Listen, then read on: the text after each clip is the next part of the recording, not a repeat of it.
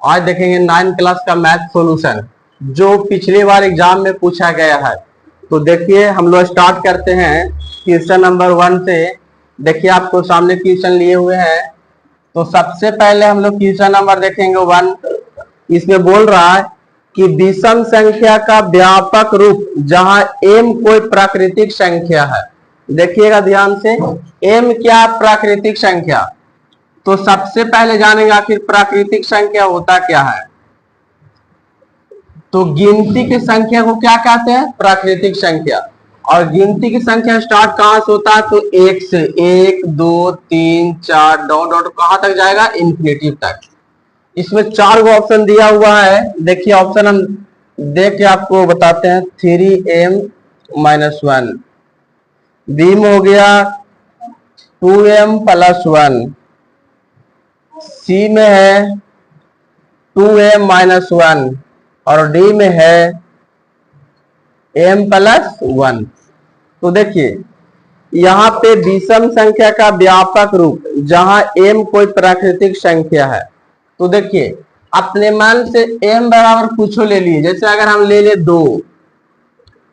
2, अगर यहाँ पे 2 रखे तो 3 दूनी 6 होगा, 3 दूनी 6, 6 में से एक जाएगा 5, 5 क्या है, एक विषम संख्या है। अगर यहाँ ले मान लिया जाए 2, तो 2 दूनी 4, 4 और 1 5, यहाँ भी कितना हो गया 5। ये क्या हो जाएगा, विषम संख्या। अगर यहाँ ले 2, तो 2 दूनी 4 होगा, 4 में से एक जाएगा 3, ये भी क्या होगा, तो विषम संख्या। अगर यहाँ ले 2 और 2 और 1 3, तो ये भी क्या हो जाएगा, विषम संख्या। ये चारों के चारों क्या है, तो बिल्कुल सही है। इसमें अगला ऑप्शन होना चाहिए इनमें से सभी। अगला है कि सबसे छोटी अभाज्य संख्या है। तो देखिए सबसे छोटी अभाज्य संख्या क्वेश्चन नंबर 2 ऑप्शन ए में है 0, बी में है -1, सी में है 1 और डी में है 2।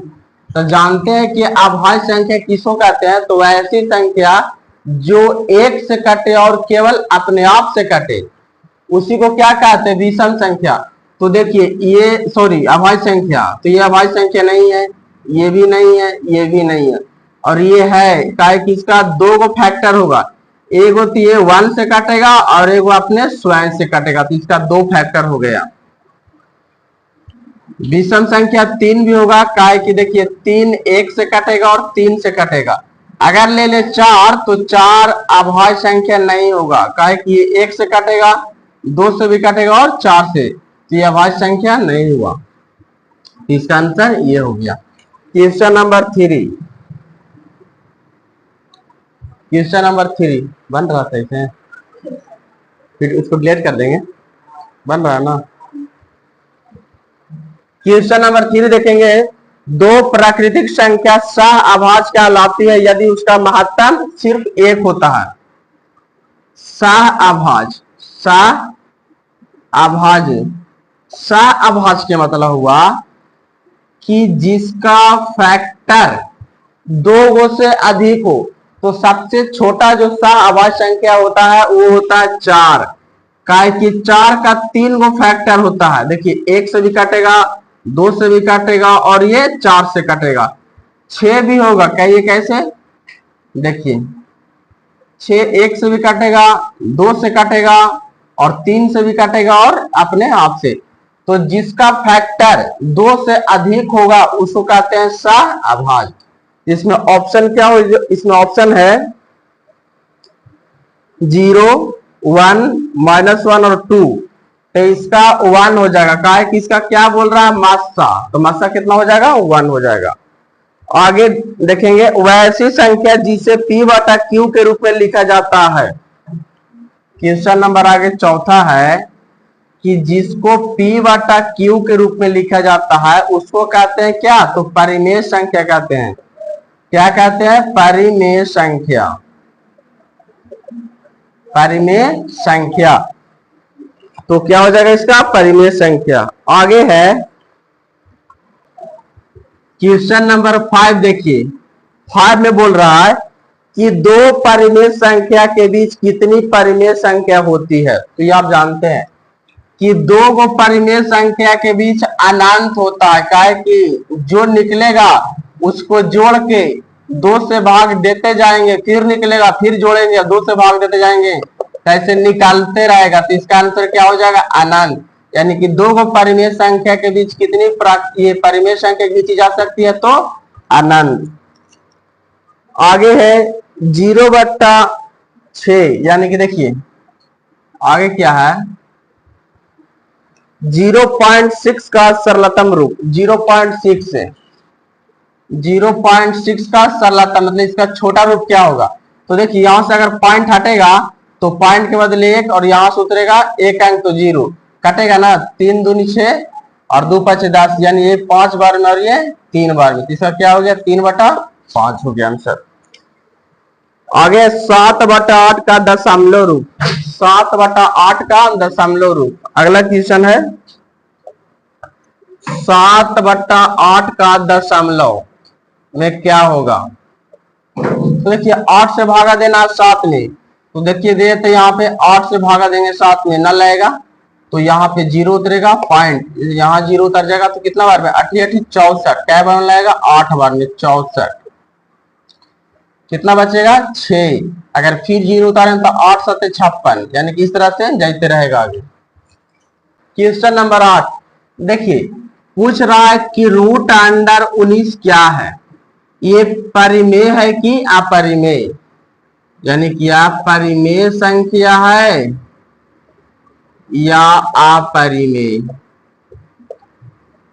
तो देखिए परिमेय का मतलब हुआ कि जिसको P/Q के रूप में लिखा जाए। अपरिमेय के मतलब हुआ कि जिसको P/Q के रूप में लिखा नहीं जाए, उसको अपरिमेय कहते हैं। तो देखिए यहाँ पे क्या है, √19 था। √19 इसका पूरा पूरा स्क्वायर होगा तो नहीं, इसका ये बाहर नहीं होगा, ये क्या हो जाएगा, अपरिमेय संख्या। अगर हम बोल देते एग्जाम्पल लेके 16, तो 16 किसका स्क्वायर होता है, यानी कि बाहर कितना होगा, तो 4 क्या हो गया, तो परिमेय संख्या। जबकि √19 क्या है, तो अपरिमेय संख्या। क्वेश्चन नंबर 9 बोल रहा है कि 0.675 का सरलतम रूप, यानी कि भिन्न रूप क्या होगा, इसका छोटा रूप क्या होगा, यानी इसका आगे बनाना है। तो देखिए यहां से पॉइंट को हटाइए और पॉइंट के बदले एक पॉइंट किधर का है, 1 2 3, तो उतारेगा 3 अंक हो गया। देखिए कितना से कटेगा, तो देखिए 25 से कट जाएगा। 25 से कै बार में कटेगा, तो 24 और 3 27 बार में, ऊपर कटेगा 27 बार में और नीचे कै बार में कटेगा, तो 10 चौके 40 बार में।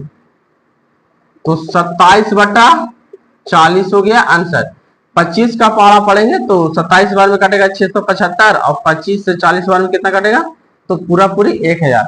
तो आंसर क्या हो गया, 27/40, यानी कि भिन्न पूछ रहा था। क्वेश्चन नंबर है 10 बोल रहा है कि 2√2 प्लस 5√3 और -3√3 प्लस √2 को जोड़े। जोड़ने का मतलब योगफल निकालें। ये बोल रहा है 2√2 प्लस 5√3 और -3√3 प्लस 2√2, इसको क्या करना है, जोड़ना है। तो देखिए जोड़ देते हैं, 2√2 प्लस 5√3 जोड़ है, तो और का मतलब जोड़ का, या जोड़ने के लिए बोला तो जोड़ेंगे। और इसको देखिए ब्रैकेट में रखेंगे, -3√3 और प्लस √2। यहां देखिए प्लस एंट्री होगा सब में, तो 2√2 plus 5√3 plus minus minus 3√3 plus plus plus √2। आप देखिए सेम जात वालों को सेम में जोड़िए।